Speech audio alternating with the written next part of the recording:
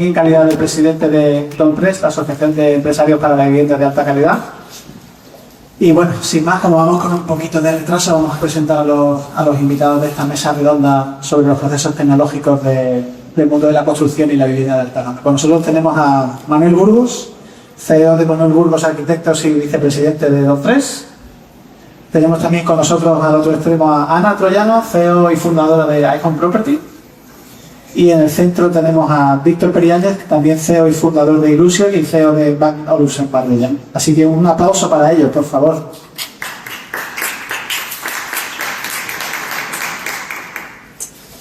Bueno, sin más, al final son grandes profesionales del sector de la vivienda de alta gama y vamos a hablar un poquito sobre la tecnología y la inteligencia artificial en los procesos constructivos e inmobiliarios, ¿no? Así que, si te parece, Manuel, empezamos por ti. Bueno, la mesa quiero que sea interactiva, así que seguro que vamos a intentarlo. ¿Cómo crees, Manuel, que las tecnologías como la inteligencia artificial y las PropTech pueden ayudar a dar valor al proceso constructivo? Bueno, primero, muchas gracias por tenernos hoy aquí y permitirnos compartir con vosotros nuestro conocimiento sobre el sector inmobiliario y temas de tecnología involucrados con la construcción. Os invito a que me interrumpáis cuando queráis y al público también para hacer cualquier aportación y hacer el debate lo más abierto posible. El tema de las PropTech es algo que se habla ahora y se le ha puesto título desde el 2017, pero es algo que viene acogiéndose desde los años 80. En el momento en el que aparece la tecnología asociada al proceso constructivo, bien sea con procesos BIM, bien sea con AutoCAD, bien sea con portales inmobiliarios, todo eso al final es un proceso de digitalización de las viviendas.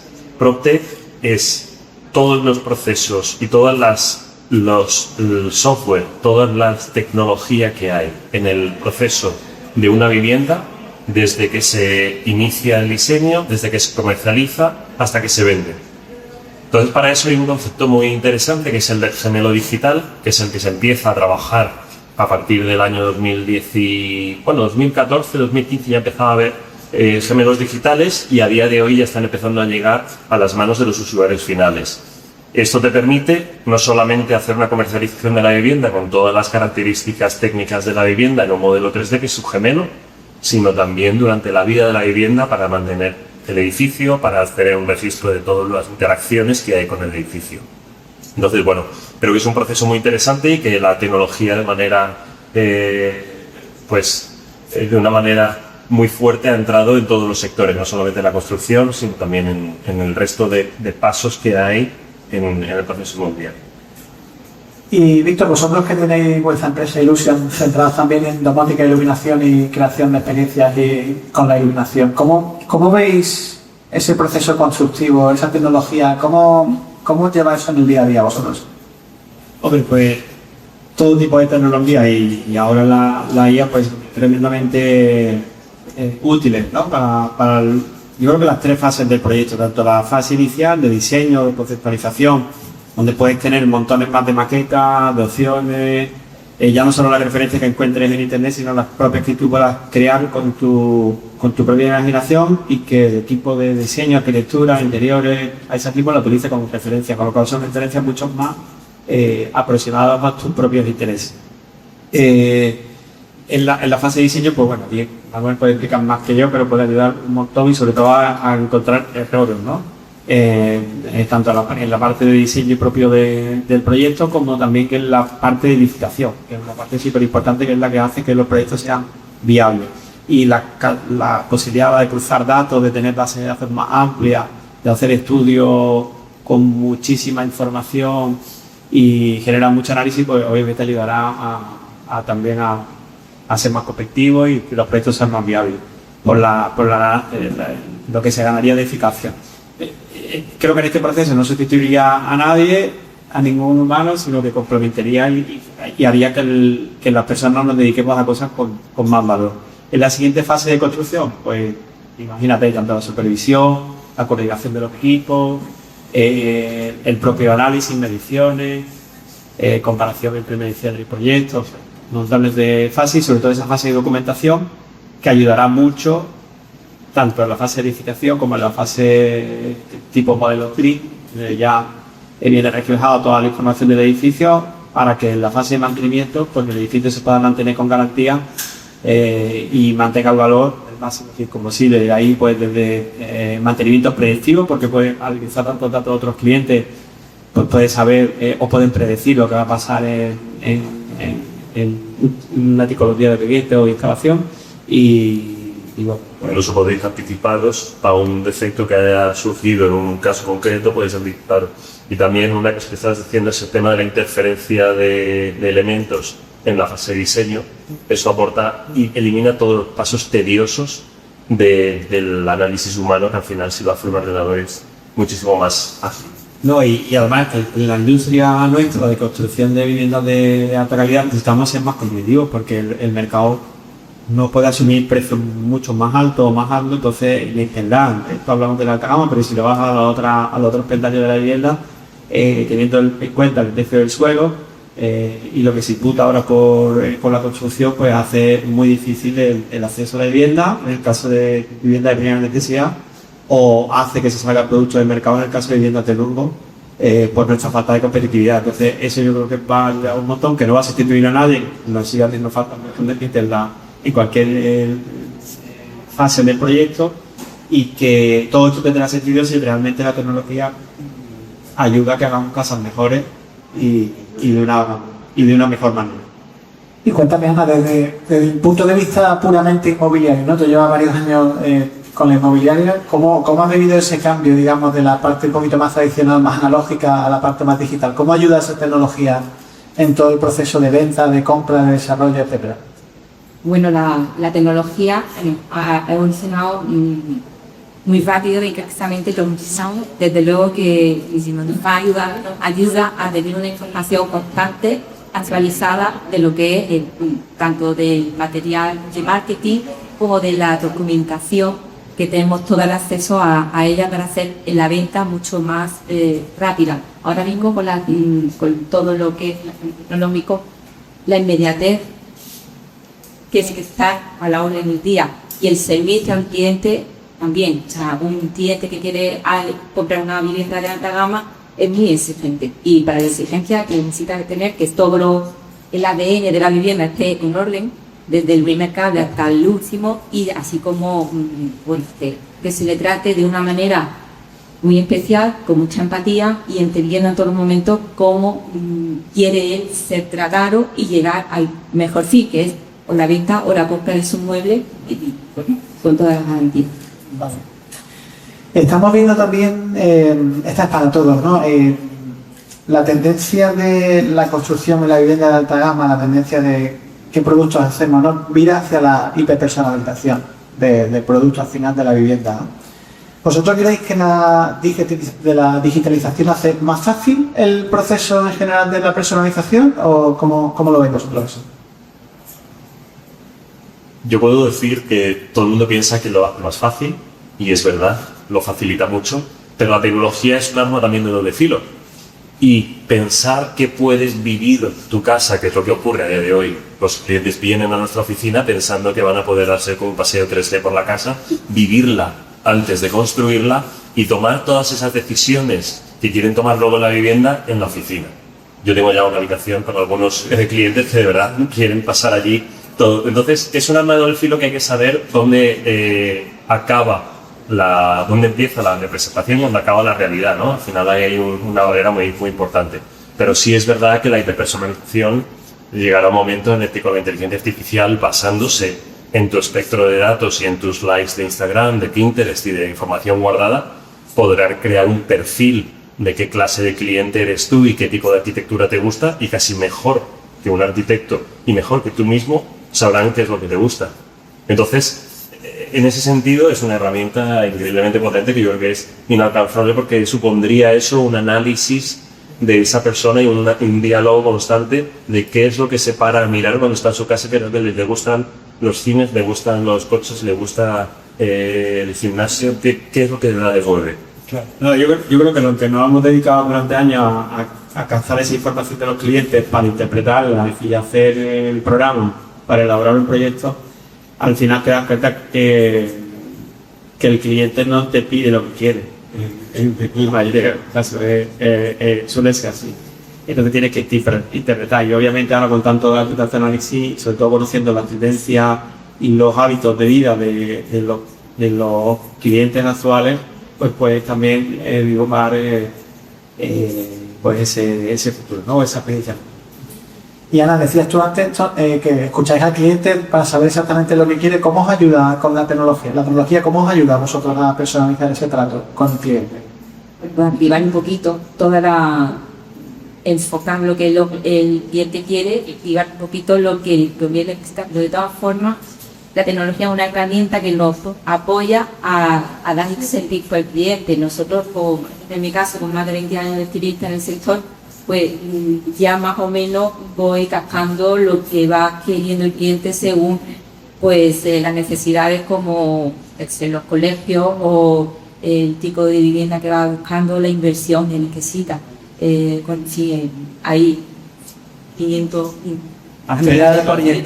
la gente no compra la vivienda solo por las ubicaciones, lo compra por un montón y al final el local conoce eso, conoce cómo se vive, dónde está el tráfico, cómo tal y yo creo que donde el cliente, sobre todo el cliente acá busca, ¿no? A esas empresas que tengan ese trato humano y ese servicio, pero que se base también en herramientas tecnológicas para ser más eficaces y más competitivos.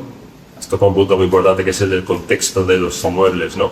Y ahí sí es verdad que nosotros, hasta dentro de un punto de la parcela privada, podemos hacer algo, pero ya el resto dependemos del buen hacer del entorno. Decías, Víctor, antes, pasando, digamos, a lo que es las personas, ¿no? Que las soluciones constructivas y que nunca van a sustituir a la persona, ¿no? Como, digamos, yéndonos un poquito más a la parte técnica. Ha habido soluciones constructivas, sobre todo contigo, Manuel, tradicionales, ¿no? Como los patios ingleses, como las ventanas pequeñas, etcétera. ¿Cómo casamos esas soluciones tradicionales de sostenibilidad energética, realmente, porque es lo que es, con la nueva tecnología y las nuevas instalaciones electrónicas o tecnológicas, ¿no? Que hay hoy en día? Bueno, yo creo que evidentemente la tecnología hay que abrazarla y hay que adoptarla. Quien no lo haga se queda fuera de la película y de la dinámica. Pero tampoco podemos permitir que la tecnología te haga más torpe. Es decir, no puedes ser peor arquitecto y peor diseñador porque puedes solucionar algo con una máquina que te climatiza. Hoy en día todo es un apoyo en Mitsubishi, Daikin y demás. La regulación que viene para Europa en el año 2030 y hasta el 2050 es conseguir hacer edificios con emisiones cero. Las emisiones cero, si tú no haces una arquitectura que de verdad piense en la ventilación natural y en los flujos de aire que se hacía en los patios andaluces y que se hacía con la arquitectura vernácula tradicional, es únicamente aplicando, lo vas a conseguir únicamente aplicando últimas máquinas que consigan ofrecerte ese nuevo gradiente, esa nueva emisiones cero. Quedas totalmente vendido. Entonces creo que hay un exceso de regulación hacia esos objetivos ambiciosos, pero el planeamiento urbano y la arquitectura no está yendo en esa dirección. Entonces veo ahí un punto de contradicción, ¿no? Para conseguir hacer una vivienda más eficiente, a lo mejor tienes que hacer muros de 30, los tienes que hacer de 50. Pero esos centímetros adicionales te los están cobrando como si fuesen espacios vivibles.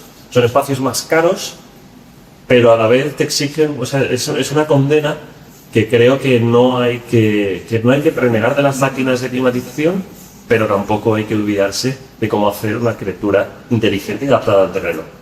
Es más, yo te iba a decir, yo creo que ese es el reto, la tradición con la tecnología, y la tecnología en todo caso tiene que ser discreta, tiene que ser útil, tiene que hacer que la persona viva por la vivienda. Y yo creo que el encontrar ese equilibrio entre la tradición que decía Manuel, nuestra arquitectura de toda la vida, la que realmente nos protege del clima y nos permite disfrutar también, a su vez, del paisaje, pues tendrá que imponerse y la tecnología ayudará a que sean mejores pasos. Si no, habremos fracasado. Pero...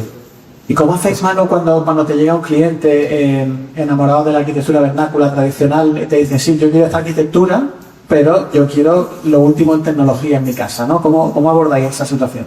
Bueno, es uno de los retos más bonitos y es el objetivo, conseguir hacer arquitectura tradicional con una tecnología invisible.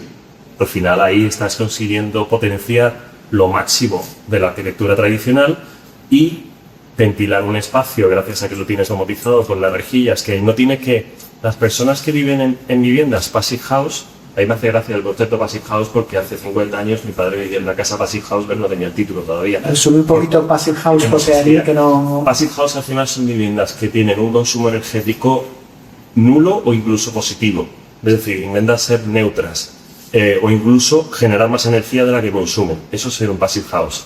Os podéis imaginar, hace 70 años todas las casas eran Passive House, pero ninguno pagó el certificado del Passive House. Eso es otra conversación. Pero evidentemente, si tú eres capaz de vivir en una casa que no tiene esas dotaciones de climatización mecánica tan potentes, pero vivir en una Passive House es una filosofía de vida.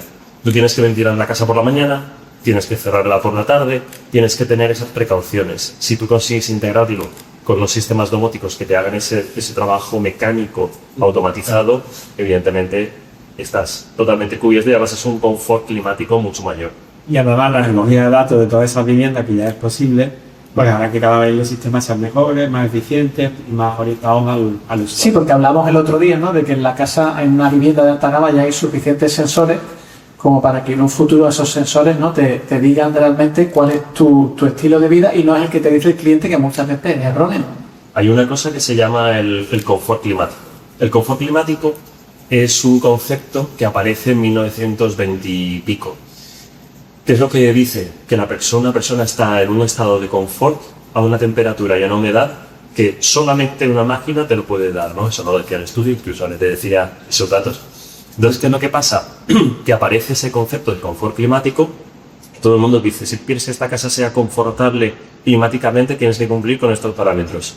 Ha empezado a meterse esa idea, y esa idea luego en los años 80, en los años 90, se desmontó y se da cuenta uno de que al final es relativo a un montón de parámetros que aparecen de ventilación cruzada, de aporte de energía calorífica de las paredes. Entonces, no es tan necesario ese apoyo para el confort climático, pero hay que tener en cuenta, evidentemente. No podemos ser esclavos de una casa que te obliga a ventilar por la mañana, a cerrarla por la noche y que tú tienes un día una fiesta con amigos y luego no lo puedes climatar, ¿no? Eso tampoco está dispuesto el cliente a hacerlo.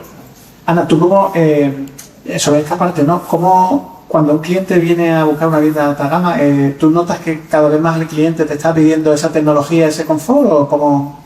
La eficiencia, cada vez me preguntan mucho más, sobre todo clientes del norte de Europa, se empiezan a preguntar por los cablecitos, quieren saber exactamente qué tipo de eficiencia tiene la casa y llegar hasta el fondo de lo que es la instalación técnica. Es importante y tener una carta o un informe o un historial de donde viene toda la tecnología de la casa. Es muy importante, yo creo que la safety que tiene que ir a Es que, claro, que con el clima que tenemos y la arquitectura que hacemos, la tecnología tiene que hacer las casas habitables, como decían, sin ella. Había un dato que me decía Víctor otro día, que es que hay muchas casas que se hacen, pero espero que ninguna fuese mía, que si se va la electricidad son inhabitables, ¿no? Se tienen que ir los clientes de casa. Se tienen que ir porque no pueden tener una climatización, o sea, una temperatura razonable. Eso se lo cuentas a un propietario de hace 50 años y se ríe, claro, porque realmente las casas de hace 50, 70 años, como tú decías, eran de Passive House de naturaleza, y ahora se te va la luz y no puedes vivir en casa. Exacto, sí, las casas muchas veces se hacen autónomas de la red con generadores diésel, placas solares, para que siempre tengan electricidad, porque si no, no se puede montar. Y ya terminamos, Yo Manuel. una pregunta, Charlie. Dime, perdona, ¿tenéis una pregunta? ¿Sí? Es que has tocado un tema súper interesante para mí. Más que nada estaba pensando en Emiratos y pasa esto exactamente. O sea, incluso aunque vivas en Palm Jumeirah, que es precioso, te das cuenta que como alguien que me ha estado en un día, que es que ya que puedes estar en sitio, entonces ese es un punto que me interesa bastante. Y luego también tenía otra pregunta sobre cripto. Cripto sí, cripto no. ¿Vendéis? No, hay nosotros... Hay analizado mejor, que ha llegado el cierto y quiere pagar en cripto. Se hacen transacciones en criptomonedas, pero la verdad que son muy poquitas, apenas. Y bueno, en el tema de climatización, sí es verdad que en Dubái, en el caso activo de Dubái, por ejemplo, no me acuerdo el nombre, un nombre de una de las torres de refrigeración que utilizaban las casas antiguas. Al final eso hacía una criba del aire caliente y dejaba también. el aire fresco. Pero eso ya está demolido. Eso es precisamente a lo que me refiero, con que no puedes olvidar, gracias a tener la boletilla de la tecnología y de la climatización, no puedes olvidar técnicas analógicas de refrigeración y de climatización. Es como si al final empiezas a utilizar la muleta y cuando te la quitan te caes, porque ya eres cojo. Ese es el punto en el que hay que tener cuidado, porque muchos clientes van a venir a buscar la climatización que han utilizado la última máquina de Carrier, la última máquina de Mitsubishi, pero a lo mejor no tienen la cultura de entender que ellos se tienen que adaptar un poco a la climatización de la zona. Nunca vas a conseguir con una casa totalmente naturalmente ventilada, nunca vas a conseguir la temperatura de 24 grados y medio con un 40%. No, pero puede estar en la casa. Pero puedes estar en la Puede casa. estar. El problema de estas casas es que cuando se va la luz tienes que dejarlas porque las temperaturas pueden llegar a más de 50 grados. Entonces, yo creo que cada vez el consumidor será más formado, más maduro, y que penalizará las viviendas que sean muy poco eficientes. Yo creo que el mercado tirará. Pues nos quedamos sin tiempo, así que un aplauso fuerte para los ponentes. Muchas gracias.